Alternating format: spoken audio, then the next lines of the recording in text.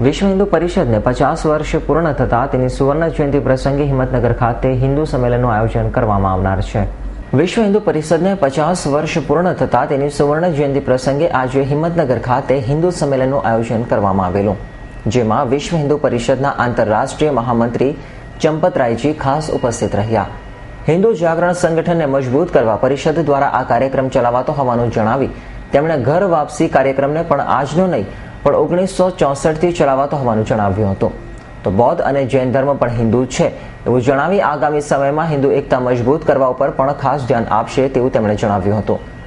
મહત્વપૂર્ણ છે કે ભાજપે બહુમતી મેળવી અયોધ્યા મંદિરને વિસરી દીધું હોવાનો પણ તેમણે આક્ષેપ કર્યો હતો। સંસદમાં અટલ બિહારી વાજપેયી એમ કહ્યું હતું કે જ્યારે વિપક્ષીઓ એમ કહેતા હતા કે હવે રામ મંદિરનું શું, હવે રામ મંદિરનું શું, હવે રામ મંદિરનું શું, ત્યારે અટલ બિહારી વાજપેયીએ કીધું કે રામ મંદિર લઈને અમે નીકળ્યા હતા, હવે ચિંતા તમે કરો છો, પણ અમારી પાસે બહુમતી નથી। જે દિવસે આ સંસદમાં બહુમતી હશે એ દિવસમાં રામ મંદિર બનશે।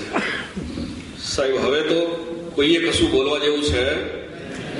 હવે તો મારી આશા છે કે હું મરું ત્યાં સુધી કમસે કમ રામ મંદિર આ દેશમાં બનવું જોઈએ। વિશ્વ હિન્દુ પરિષદને 50 વર્ષ પૂરું થયું છે અને 50 વર્ષ પૂરા થતા વિશ્વ હિન્દુ પરિષદમાં ઓલ ઇન્ડિયામાં અનેક કાર્યક્રમો ચાલે છે, પણ વિશ્વ હિન્દુ પરિષદના તમામ કાર્યકર્તાઓને અને વિશ્વ હિન્દુ પરિષદના તમામ અધિકારીઓને મારી એ પ્રાર્થના છે કે આ સમય પાકી ગયું છે કે દુનિયાને સનાતની બનવું અને તમામ હિન્દુ સંપ્રદાયને હિન્દુઓને એક સ્તંભ નીચે આવીને સનાતન ધર્મના નીચે આવીને ઘર વાપસી કરાવવું જોઈએ। દીપક રાઠોડ, S9 ન્યૂઝ, હિંમતનગર।